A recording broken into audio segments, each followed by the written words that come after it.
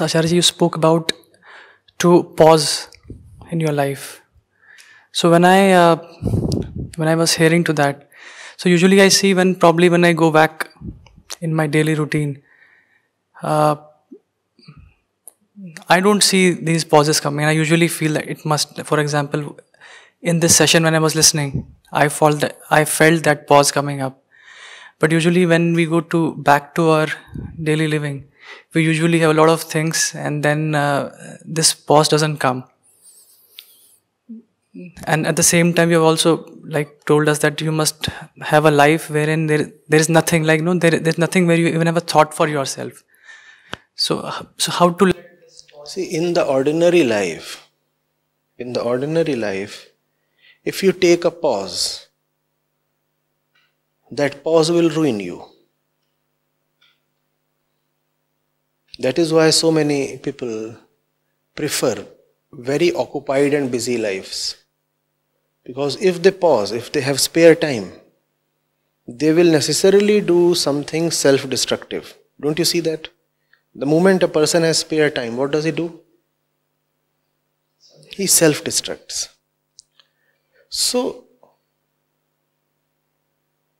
reflection is not something that you do by taking out time exclusively devoted to reflection. If you have to take time out to reflect, it merely means that the life that you are leading has problems. And if your life has problems, then the time that you take out from life will not augur well. You will misutilize that time. Therefore, reflection or stock keeping has to be spontaneous. It has to be something concurrent. Your life has to be such that it forces you to be spontaneously reflective.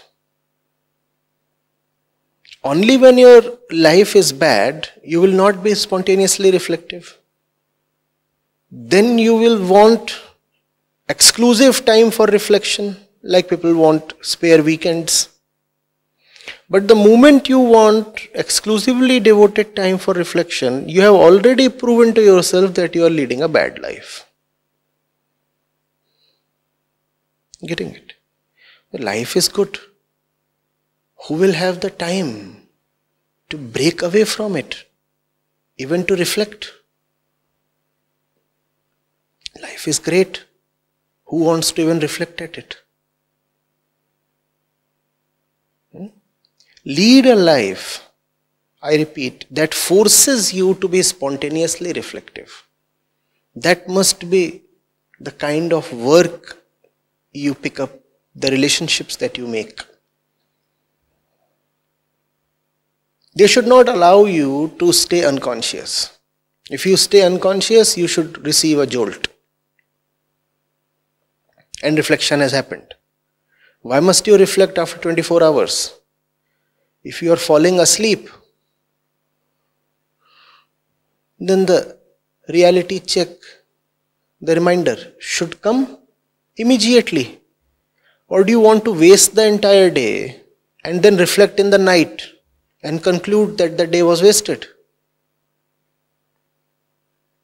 So when must you be reflective? Continuously. And that's the mark of the right life. I repeat, it forces you to be continuously reflective. It demands attention from you. If you do not give attention, then that life will be spoiled. To maintain that life, you will have to keep supplying attention. Opt for such a life. On the other hand, you can conveniently go for a life where you can happily remain unconscious and still make a living and proceed with your daily worldly matters. In that kind of a life, there would be suffering. And when there will be suffering, then you will be forced to reflect, if you are lucky. But that reflection is just a kind of grief in retrospect. You are grieving over dead time.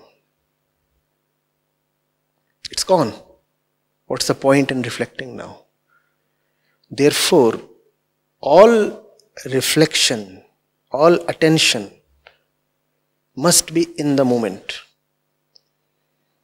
Do not say that 7 to 8 is my appointed time to look at my day. Do not say that when I close my day, I write my diary or journal. Even if in that journal you discover that everything was wrong with your day, would you now recover your day?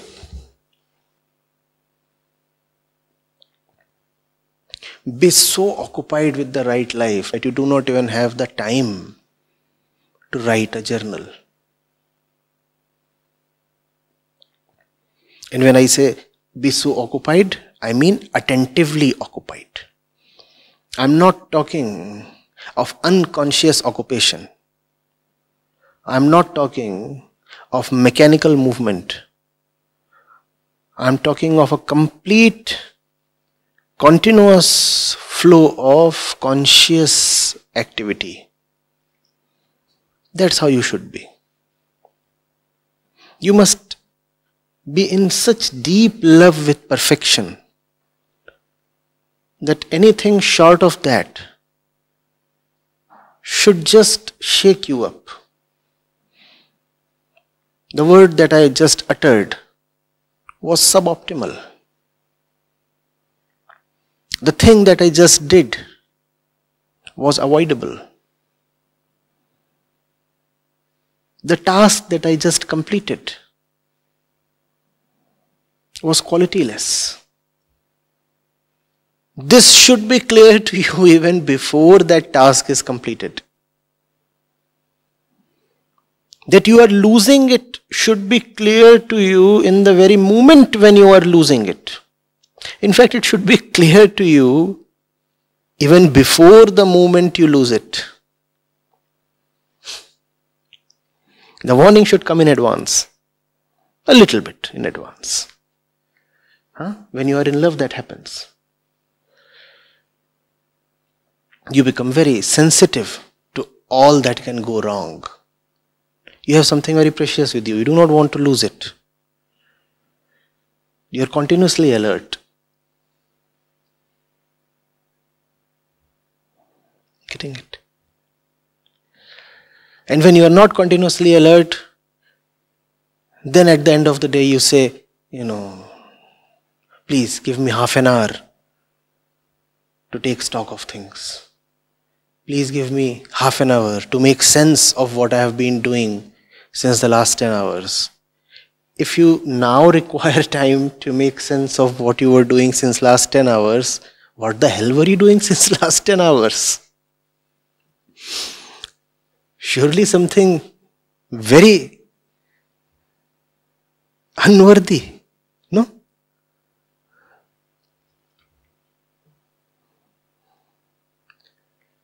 Getting it?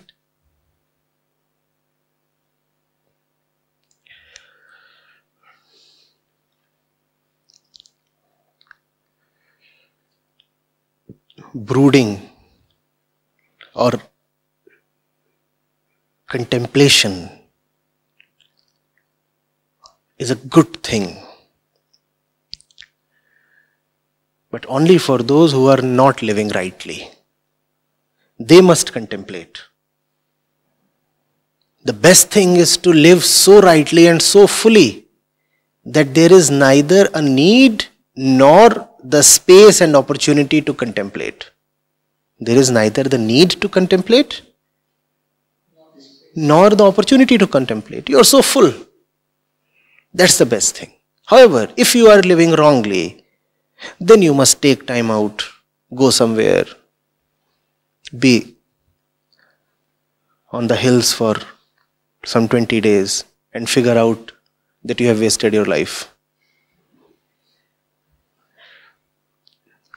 Does that sound great? Going to the hills only to find that you have wasted your life. So there is nothing so very fascinating or romantic about being pensive. Leave that to the thinkers. If somebody is thinking a lot, it merely means that he has a lot to atone for. The mark of the one living rightly is that he does not really have the need to think too much.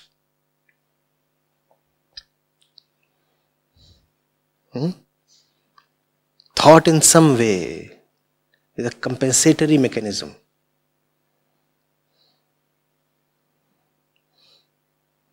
What you could not do right, you want to think right. But you cannot think right what you have done wrongly. Or can you?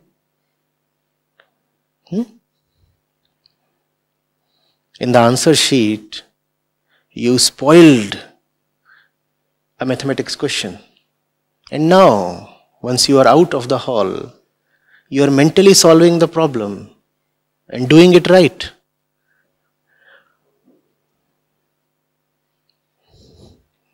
That cannot undo what you have done wrongly. Write the paper in such a way that there is no need to think after the exam. Emerge from the hall, go play football, get kicked around, have a nice little brawl, and fall asleep. Thought is good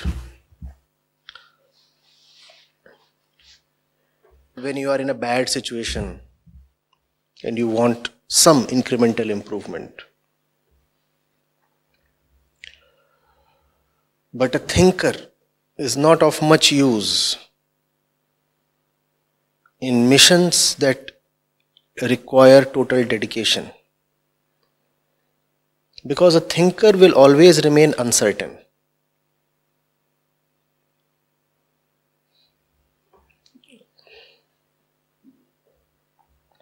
Not only is he uncertain, his consciousness is still plagued by doubt and illusions and the rest of it.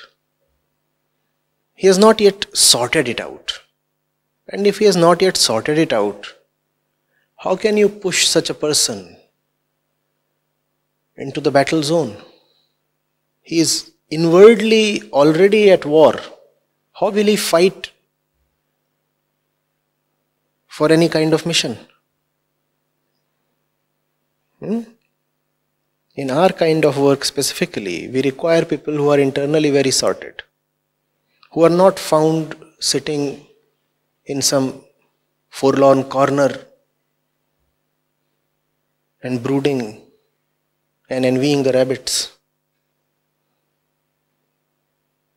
That kind of a person who is found scratching his forehead or beard is dangerous for the mission. He has a lot of uncertainties within. Any day he'll fall off. It's fine if you have uncertainties for a while. But if you have been cultivating them since years and years, it merely means that you want to keep them. Why?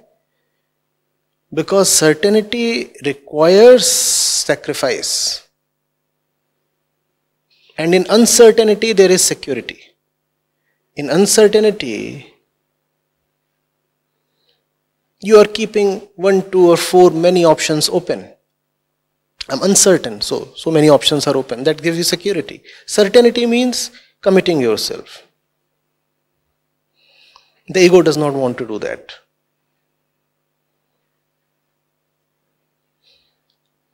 The ego would rather say, I am still chewing it, still thinking over it, I'm still thinking over it.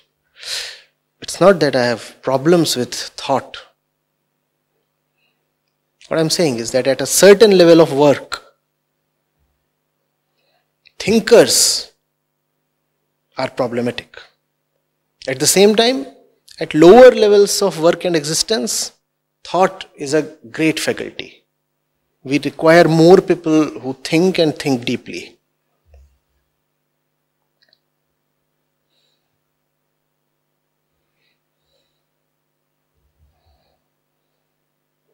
Getting it?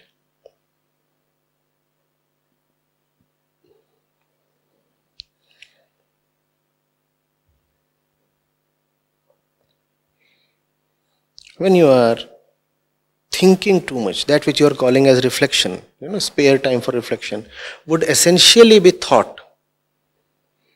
And when you are thinking a lot, then you are missing out on the reality. You are confined to your inner arena.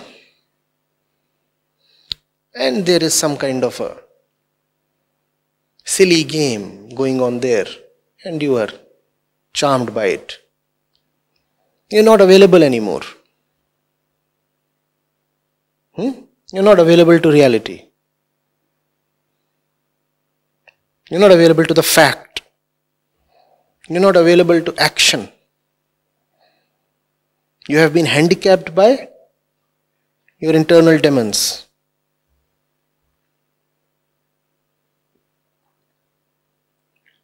Are you getting it? What we need is clarity. Clarity is contentment. Clarity is settlement. Clarity is spontaneous.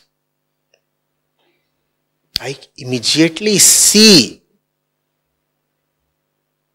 who has the need to think later. And if you have the need to think later, it is a proof that you are not seeing. No? Just see. And that's your stock keeping. Just see. So what you said, Acharya-ji, was quite new to hear. I think because probably I was, when you were saying, it came to my mind that our education has given us the highest thing is probably the thinkers. Probably which I have, like Jean-Paul Sartre, or I would have Albert Camus, or some. So probably, and you keep on, like you have seen their lives, you've seen their pictures. So probably we idolize that, and they are just sitting and they're writing and. A thinker obviously is to be respected. A thinker is far superior to an unthinking person, because an unthinking person is a silly automaton. What I'm talking of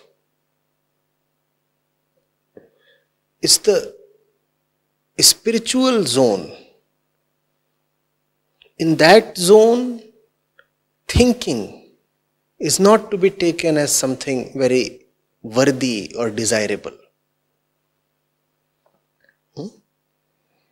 If you continue to think necessarily, compulsively, then when will you understand? Thought at best can be a precursor to understanding. Thought at best can be a facilitator to understanding. And remember that all thought involves time. Therefore, if understanding comes piggy riding on thought, then there is a time gap. You thought and then you became clear. And that will not allow you to be spontaneous. Are you getting it? You ask me a question. How will I respond to you in real time if I have to first think about it for half an hour? How will I respond? And that's the nature of life. Does it wait for you to think and conclude? No. Life asks one question after the other, throws one opportunity after the other. If you keep thinking about everything, then you are losing out on everything. Because thought involves time. And also remember that the output of thought is far from perfect. There is no guarantee that your thinking will yield you a perfect or right conclusion. Spontaneous understanding is a different thing altogether. There is no possibility of an error there. You just know. Without time, without method, you just know. That's what is real mysticism. You just know. And if somebody asks you, from where did your response come? You will just shrug your shoulders and wriggle your hands and say, well, if only I knew. Even I do not know how I know. That's mysticism. To understand without thought. To know without knowledge.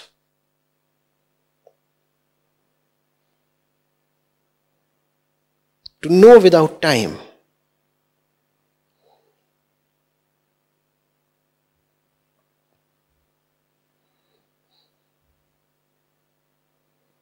Getting it? But that is not to be confused with the automatic operation of your conditioning. Because these two, in some way, are very similar to each other. A fellow who is deeply conditioned won't think. He'll just conclude.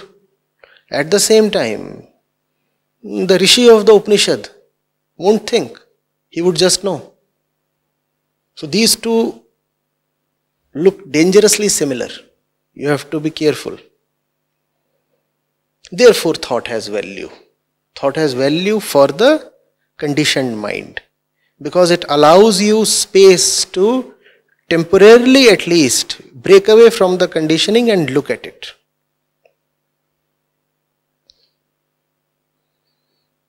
I have said both things, mind you. The importance of thought and the limitation of thought. Acharya ji, from observation I have noted that one thinks about that scenario, that person, more about which one is afraid. So I see a very close relationship between fear and thought. Please, if you could elaborate on the relationship between fear and thought. You see, if there is something that you hold close to yourself, then you work for it.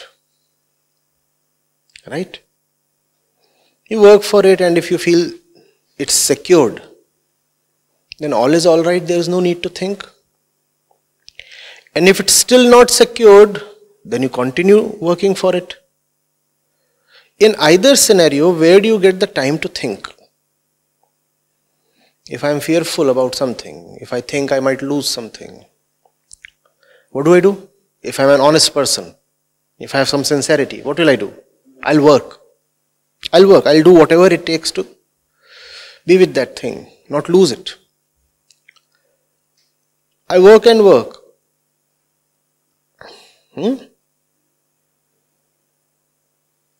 I don't have time to think. If I really love that thing, I don't have time to think. If I really love that thing, I'll not operate from my conditioning in working for that thing. I'll be very sincere. Because I love it. I want to keep it. I'm afraid of losing it. So I'll be sincere. I'll be sincere in my work. And if I am sincere in my work, how do I get the space to keep the work apart and think? Now that's the difference between attention and thought. Attention makes your action even more powerful. Attention is like giving your action a right direction and a boost of energy. When you are attentive while acting, then your action gets a shot of energy and also the right direction. On the contrary, when you are thinking while acting, thought saps away energy from the action. Have you not seen that? Have you not seen that? So if you are sincere about the thing that you are afraid of losing, would you think? Because by thinking, you are impeding your work towards securing that thing. By thinking, you are only ensuring more and more that the thing will be lost.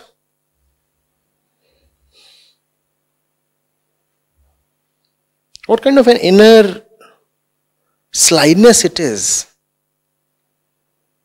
that professes to care for a thing and works to destroy the same thing. And how do you destroy that thing? By thinking instead of working. The time, the energy that should have gone into concrete work is instead squandered in open-ended and endless thought. And to keep yourself morally defended, you say, I am thinking because I love that thing.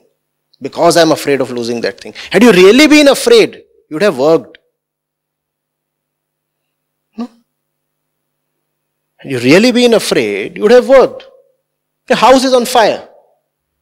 The kid is inside. You are so afraid you will lose the kid. You will stand outside and brood?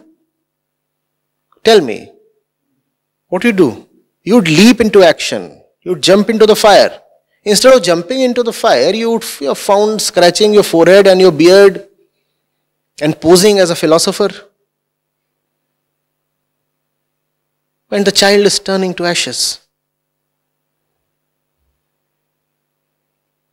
Sheer cunningness. No? Do you have any love? That's a question. Do you have any love?